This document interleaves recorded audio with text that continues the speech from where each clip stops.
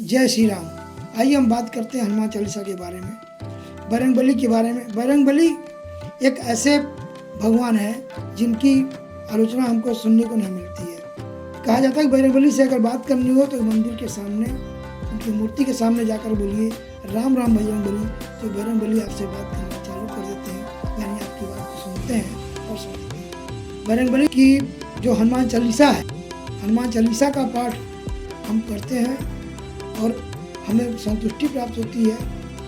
तो बजरंगबली को हम कई नामों से जानते हैं।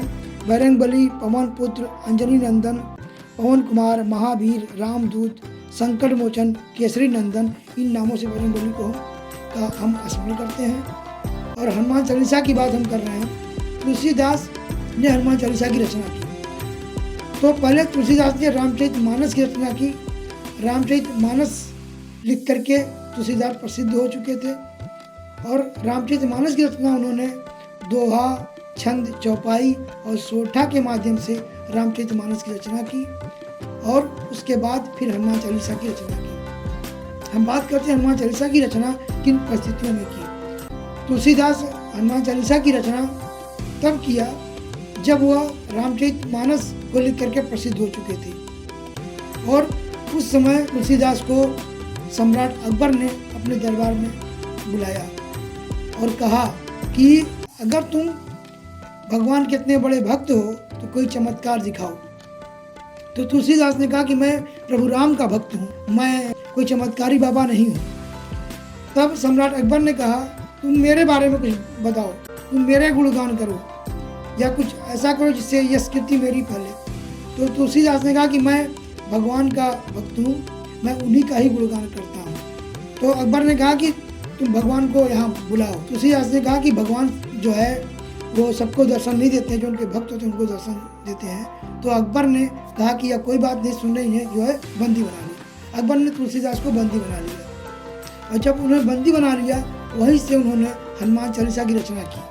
हनुमान चालीसा की रचना करते समय उन्होंने दो दोहा पहले, एक दोहा बाद में और बीच में उनके गुणगान। दोहा था श्री गुरु चरण सरोज निर्मल मुकुट सुधार, वर्ण रघुबर विमल यश जो दायक प्रचार, बुद्धिहीन तम जान के सुमिरो पवन कुमार, बलबुद्धि विद्या देहि मुहि हरो के लिए स्वीकार। उसके बाद चौपाई जो थी, उस चौपाई में हनुमान जी का गुणगान और गुणगान करने के बाद फिर उन्होंने एक दोहा लिखा, पवन तनय संकट हरण मंगल मूर्ति रूप, राम लखन सीता सहित हृदय बसों स्वरूप। उनके इस चातुर्य से बजरंगबली बहुत प्रसन्न हुए और जिस जगह बंदी बनाए गए थे वहाँ पर किले के पास बहुत सारे बंदरों की वहाँ सेना आ गई, बंदरों का पूरा झुंड आ गया और अकबर परेशान हो गया। और उनके मंत्रीगण भी बोले कि ये जो है उत्पात जो हो रहा है बंदरों का, यह तुलसीदास की वजह से है, क्योंकि वह राम भक्त हैं और राम के भक्त हनुमान हैं।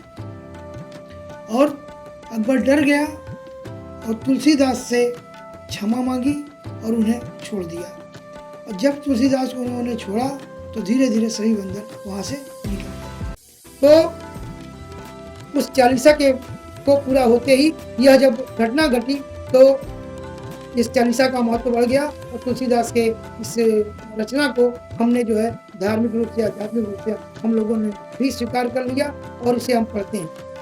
श्री हनुमान चालीसा के दोहा और चौपाई की हम विस्तृत चर्चा हम अगले वीडियो में करेंगे। लाइक, शेयर और हेल्दी कमेंट जरूर कीजिएगा और सब्सक्राइब कीजिएगा, जिससे कि आने वाले हम वीडियो की जानकारी आपको मिल सके। धन्यवाद। जय श्री राम।